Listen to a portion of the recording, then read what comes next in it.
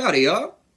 Today we're reading He's Your Dog, Charlie Brown by Charles M. Schulz.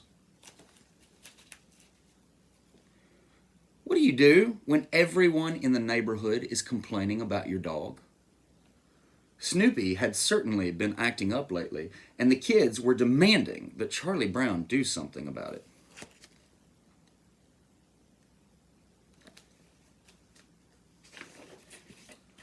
"Why me?" he asked. "Because he's your dog, Charlie Brown." That did it. Charlie Brown was forced into action, and he decided to write a letter to the Daisy Hill Puppy Farm.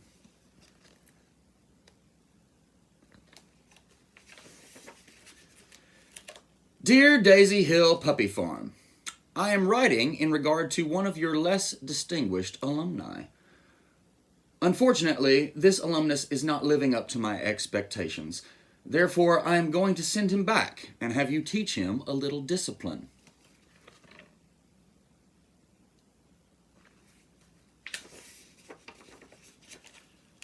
This is for your own good, Snoopy, and don't look at me like that. You have no one to blame but yourself.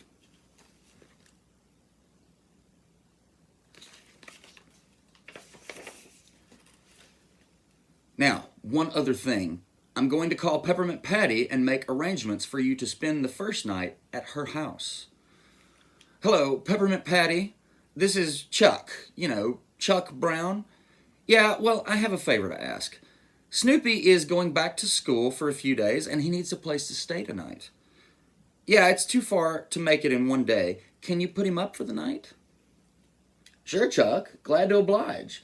Now, the weird thing about Peppermint Patty is that she somehow has never quite realized that Snoopy is a dog. She's always been impressed by Snoopy's baseball playing, and her enthusiasm has sort of blinded her.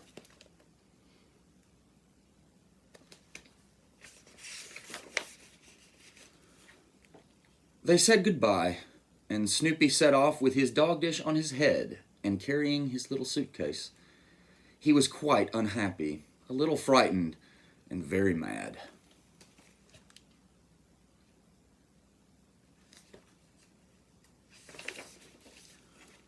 Snoopy was really not in much of a hurry to get where he was going, so he meandered down a few side streets, kicked some tin cans, and just took his time.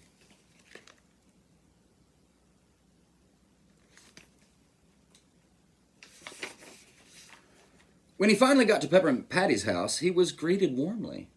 "Hi, Snoopy, old pal. How's the old shortstop? It's good to see you again. Come on in. I'll show you to your room."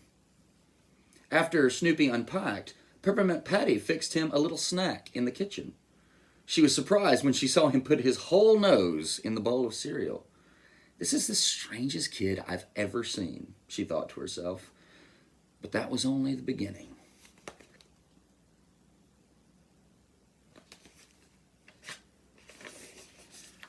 Now, Snoopy seated himself at a little table out in her backyard and really began to make a nuisance of himself. He leaned back in his chair and pretended he was a World War I flying ace on leave in Paris, and he snapped his fingers for service just as if he were in a little sidewalk cafe. Peppermint Patty was too polite to say anything, and she brought him a glass of root beer. This went on for 3 days. Snoopy swam in the pool, sunned himself in the yard, and snapped his fingers whenever he wanted something.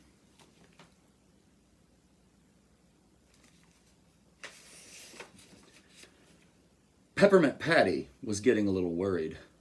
The dishes in the sink were beginning to pile up, and she was getting tired of waiting on this guest who was taking unfair advantage of her good nature. "I'll have to call Charlie Brown," she said to herself.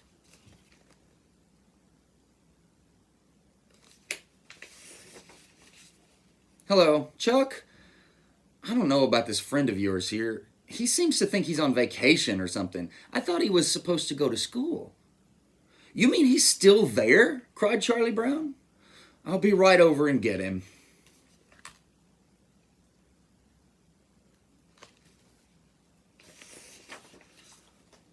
Charlie Brown grabbed a leash and set off across town. He hated the thought of putting a leash on Snoopy, but he could see no other way of controlling his dog, who had gotten so out of hand.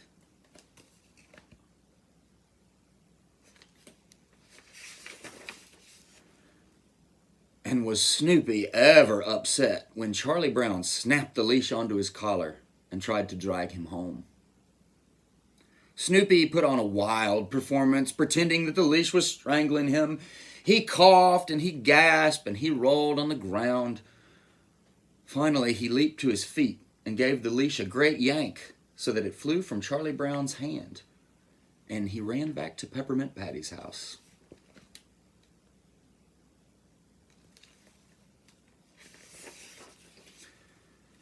"You're back again? Well, look, friend," said Peppermint Patty. "I'll let you stay a while longer because I sort of like you, but let's get one thing straight. Around this house, everyone has to do their share. That's a family rule. You can stay with us if you want. You're perfectly welcome, but you're going to have to work. Did you hear me? Work."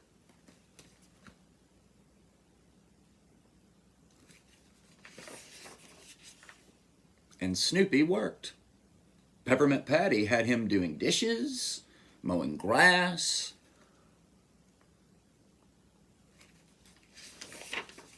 washing windows, vacuuming rugs, and taking out the trash.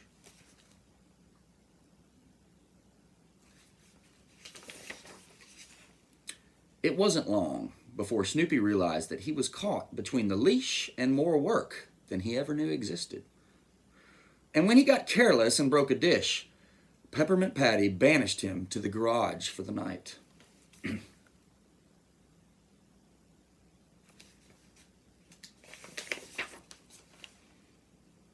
There's nothing worse than being banished to the garage.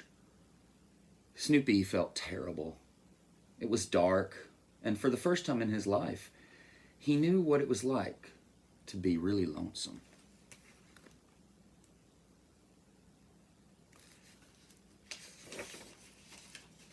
Fortunately, Peppermint Patty had not locked the door, so Snoopy was able to sneak out, go into the house, gather all his things together, and run for home.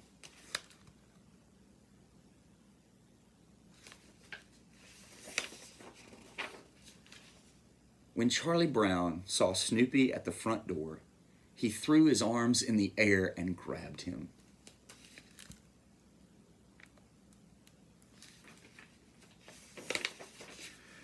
They danced around and around, and when they went to bed, Charlie Brown said, "It's good to have you back, Snoopy." Of course, they had to compromise a little. Charlie Brown agreed not to send Snoopy away, and Snoopy agreed to try to act a little less outrageously.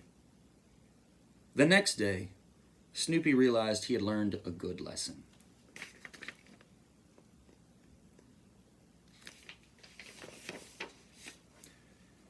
When it comes right down to it, he thought, as he stretched out under the bright blue sky, dogs are born to sleep in the sun. The end.